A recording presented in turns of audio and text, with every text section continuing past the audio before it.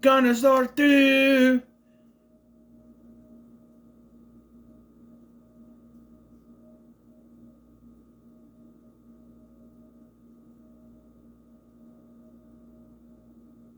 Viwana!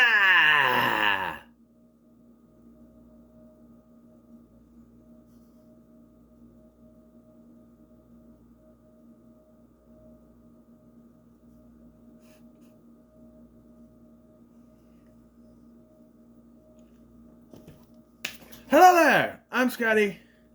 You're not. Welcome back to Sequel-A-Thon VI. And we are looking at Carnosaur 2. Yes, from 1996. 5. That's what's it. 1995. Yes, the first one beat Jurassic Park to the theater, and this one beat the sequel by 2 years. Yes. Although this has nothing to do with the first one, there's no connection, no mention of any of the events of the first film. But it is a ripoff of Aliens, if that's your sort of thing. Roger Corman ripping off other movies? No way. Let's not forget the Carnosaur. Well, technically it wasn't a ripoff of Jurassic Park because I didn't have it, but they heard it was kind of, whatever. They heard they were making it, so there it is. And yeah, it's Aliens. Basically, halfway through the movie. Well, to 45 minutes. Half hour, whatever. We get nothing at the beginning of this movie. There's hints that something's going on. We don't see the dinosaurs until almost the third act is when it happens. I'm serious. It's the same exact dinosaur effects from the last film. It's the same models, everything. Because they made this right after the first one. It was greenlit, but it didn't come out for 2 years for some reason. But yeah, John Carl Buechler did the effects again because they're the same things. And yeah, this movie, it is trying so hard to be Aliens, but also trying so hard to not give us any kind of story dialogue till later when Cliff DeYoung reveals it to us. There's just so much bullshit in the first half of this movie that hides everything. And there's an attack at the beginning of this, and then a group of people are brought in to help repair this thing, and they find everyone slaughtered but one kid, Jesse. And this kid just does nothing. Like, their excuse is that he's in shock. I'm sorry. I don't care how in shock you are.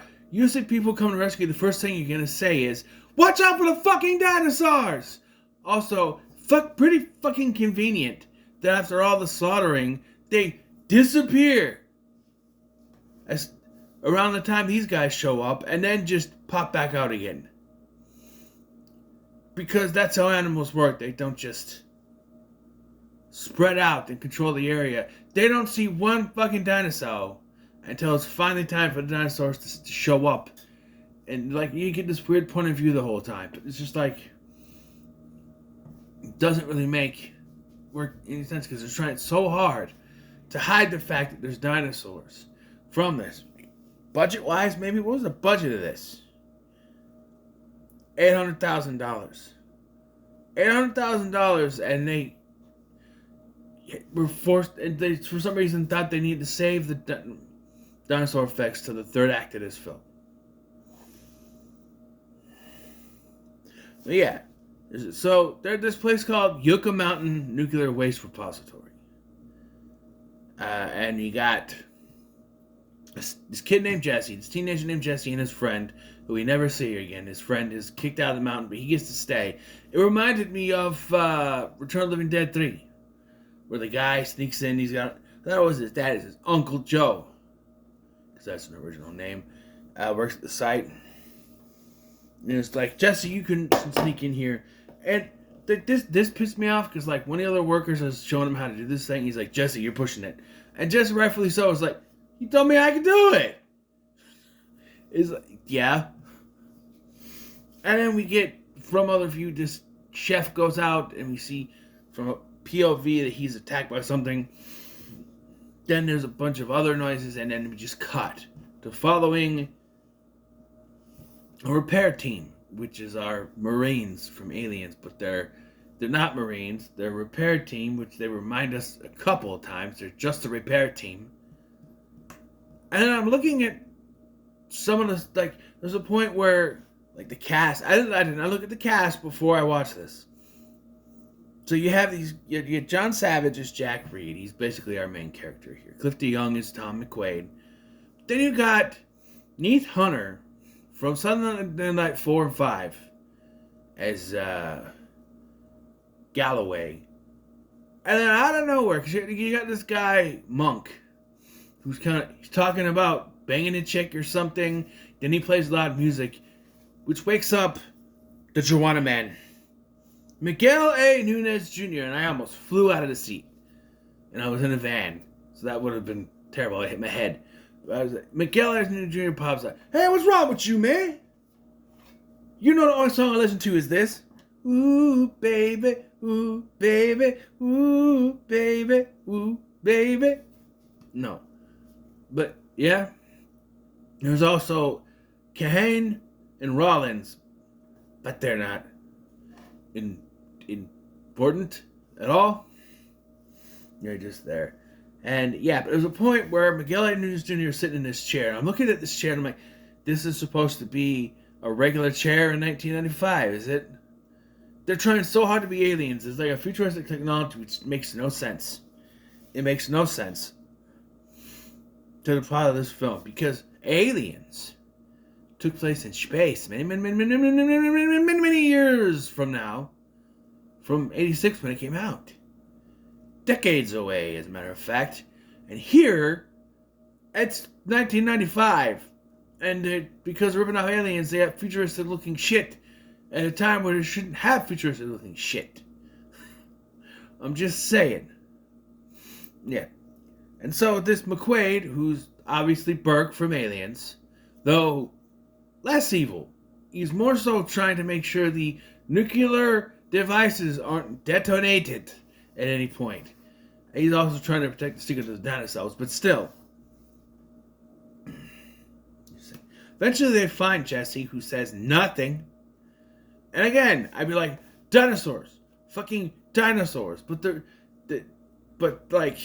reason I give for this is that Jack is just like, he's in shock. So he's like, I'm just like, okay.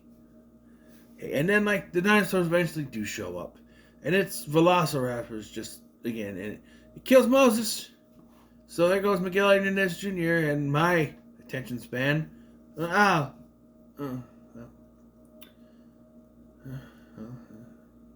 goes that. And then Galloway, who is the helicopter pilot. And there's this whole thing where, like, we're just going to get the hell out of here. And just like Galloway flies out, and he goes, and then Cliff DeYoung is like, "Really, you gonna fly him out? You really need to risk your job?" And she goes, "I can't do it." I'm like, who cares? Fly away, like, right? Eventually, McQuaid tells them what happened. 2 months earlier, biotech firm had been working with fossilized DNA and genetic experiments, finding a way to recreate dinosaurs. The government had sent in a team to contain the situation, and dozens of eggs were discovered and were stored at Yucca Mountain. So, is that the first movie? Hold on, let me look at the plot of the first movie. I don't think so, but... because the whole thing was that Diane Ladd impregnated herself with an egg or some shit. The Unis Corporation. Genetically modified chickens, yeah.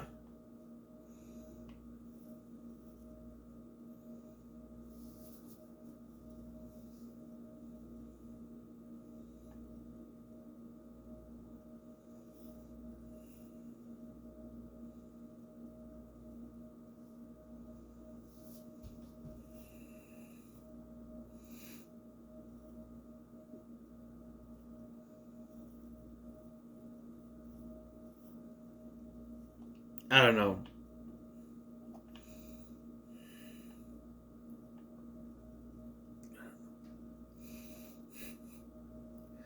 I don't know, but eventually, Jesse gives them the idea to crash the computers. So here, no, I wasn't done explaining. Dinosaurs later hatched and killed all the facility workers. Uh,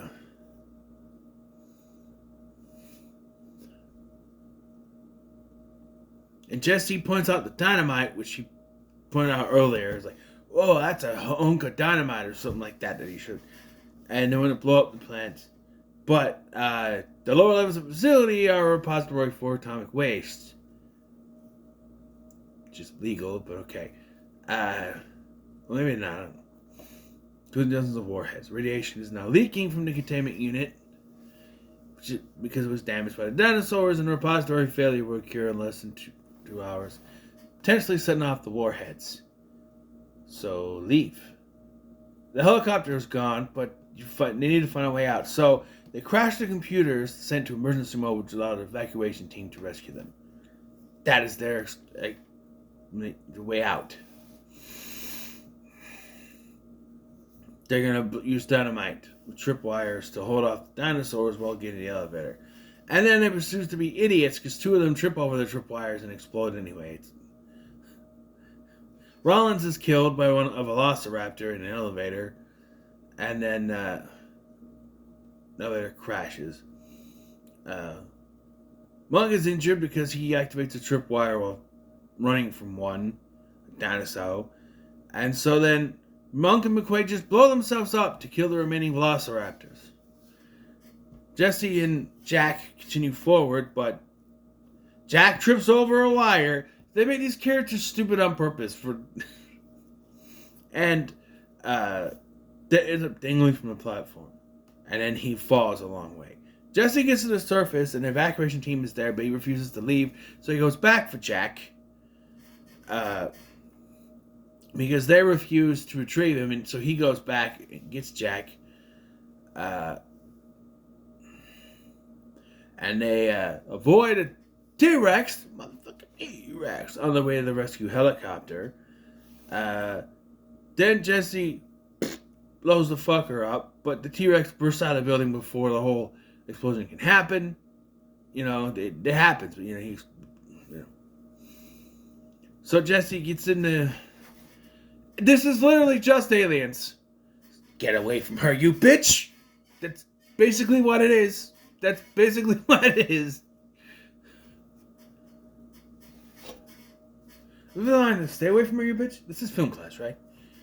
Yeah. And eventually they get in a helicopter. Jesse detonates the rest of the dynamite, and I assume Jack is okay. It ends so quickly.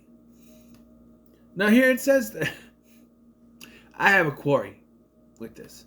It says, destination rest of the dynamite destroyed the facility preventing a meltdown.